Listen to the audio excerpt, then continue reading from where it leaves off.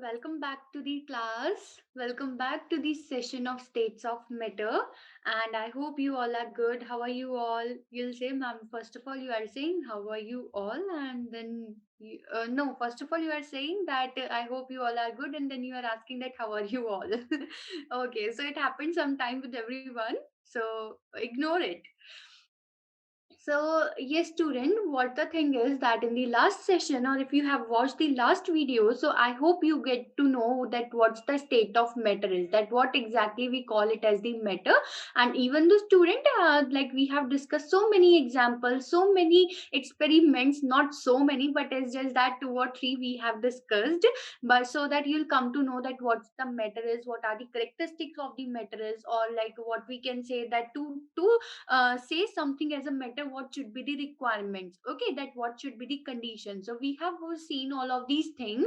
Like if I ask you that what's the particular definition of the matter, so you will say that, ma'am, matter is something which occupies space and have some mass, so that's the condition to say anything as a matter. Exactly, student, if you remember.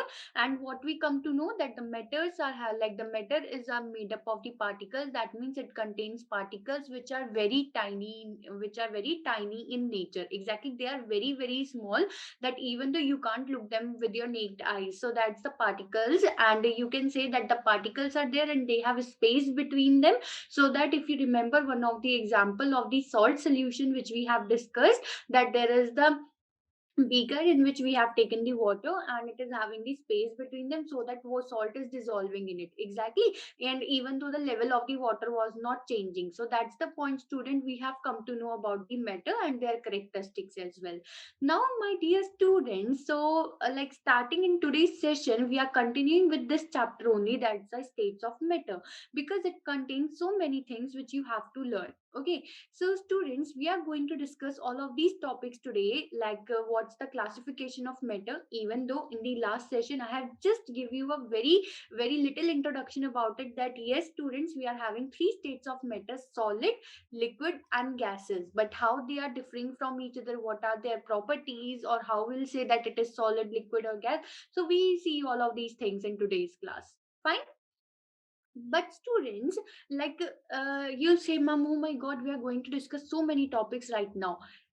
But my dear student, it's just that they are very simple. It's just that you have to focus on one of the factor, and that's how you will do each and every type of question over it. It is one of the easiest chapter. Like even though when we have started this chapter, I have already told you that this is easiest chapter. You'll come like you'll come to know when we are going to complete it. Okay, because it's just that what's the solid, what's the liquid, and what's the gas, and these all are the points are also very easy.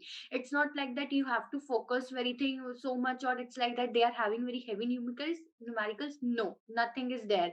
It's just that you have to focus only one point, and then you will be expert in this chapter. And even though you can teach this chapter to me, so that's how you are going to be very perfect in this chapter, because this is very simple. Okay, so my dear students, starting with today's session, and yes, I want you all to watch this video, or to watch this session very carefully, very attentively, so that you'll come to know each and every point. Okay, so yeah, starting with the session. So first of all, student, like how the classification of matter has been done. So my dear student, classification of matter, if I see that there is the three classification they have made, it is the solid first, then it is the liquid, and then it is the we can say that the gases can also be there, or you can say in the form of the vapors also. So these are the three states of matter which we get. One is the solid, liquid, gases, and vapors.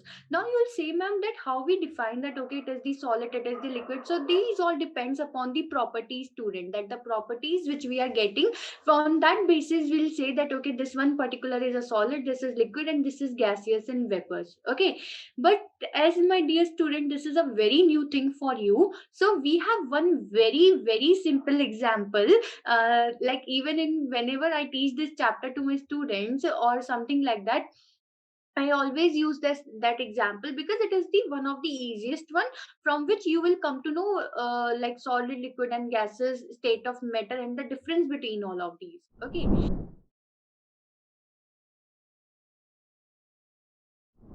So now if I'll give you one example here, that's the water which we drink. So it is what it is, liquid in nature. Exactly what we call it as the liquid. The substance which is having the ability to flow, we call it as the liquid. Exactly, student. Like if there is the water, so water is having the ability to flow. You can't resist the like the flow fluidity. That property is also called as the fluidity. If any material, oh sorry, if any states of matter that the liquid is having the ability to flow, so we call it as the property as the fluidity. That means this particular state of matter is fluid in nature. That means it can flow easily. So water is a liquid because it can flow. Fine. Now, student, if I heat up this one or if I boil this water, so what I'll get vapors from it. So this is the state of matter, like boiling of the water give us vapors. Even though if I ask you to take one pen and pour some water in it and heat it, so after some time, what you will see that there are the vapors formation. Exactly. So that's the vapor, student. Now you'll say, ma'am, what's the gases? So, my dear students, like if we talk about oxygen, carbon dioxide, and everything, like if you know that for the respiration process, I hope you all know this thing, that oxygen we use for inhale and the carbon dioxide we use that to exhale. That's how the respiration process works. Exactly. But students, gases are those type things that you can't see them very clearly with your naked eyes. For example, students, if I say that I'm inhaling carbon dioxide, so like am I able to see that carbon dioxide, that okay, this dioxide is going inside me, or the oxygen not sorry, what I'm saying here, carbon dioxide is coming out and the oxygen is going inside. Exactly. So will I able to see that oxygen is coming inside and carbon dioxide is going outside? Exactly, no.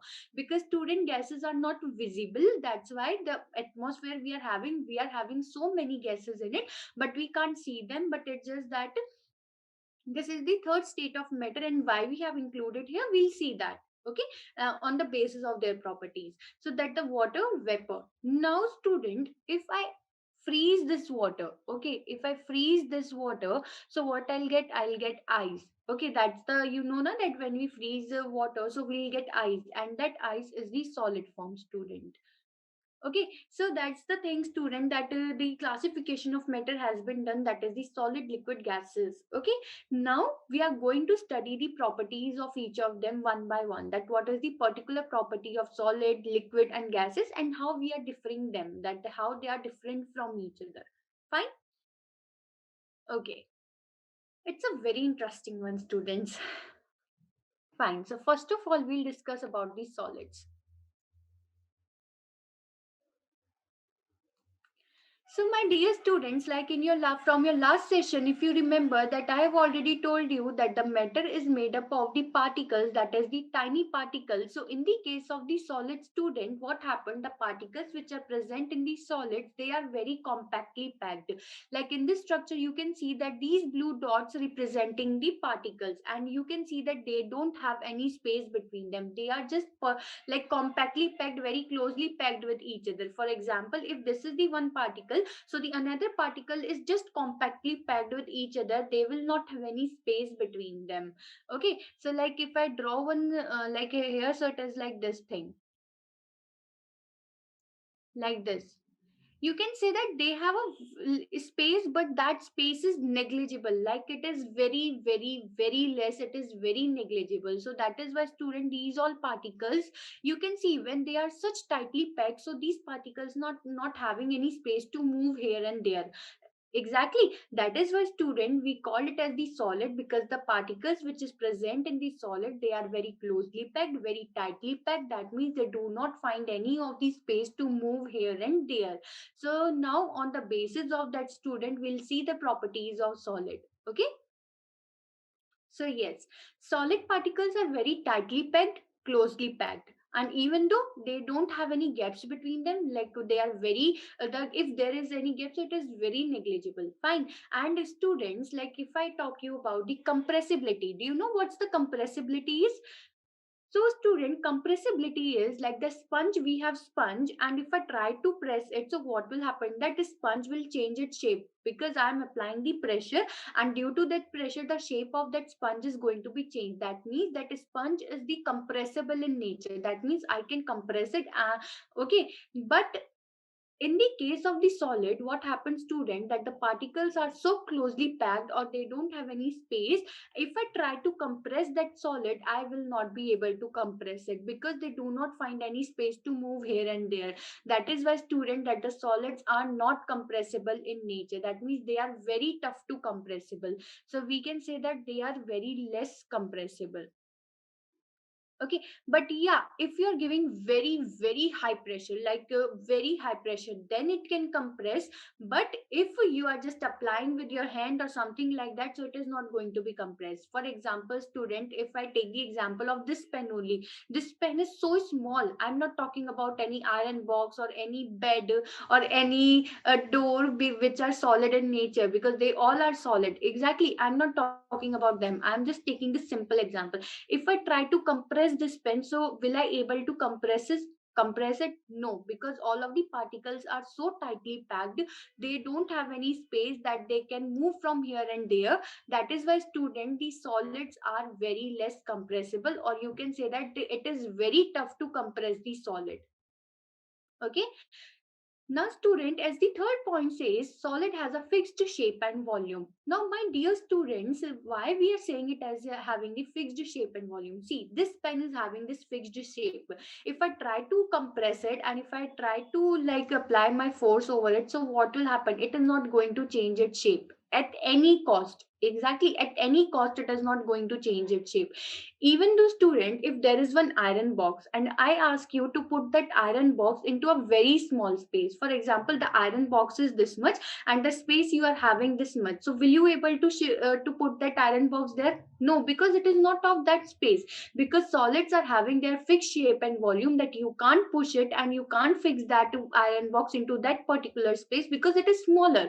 And whereas the space of that, or the you can say that the volume of that iron box is more, so that's how you can't do it, because the solids are not having the like they don't have the property to get compressed.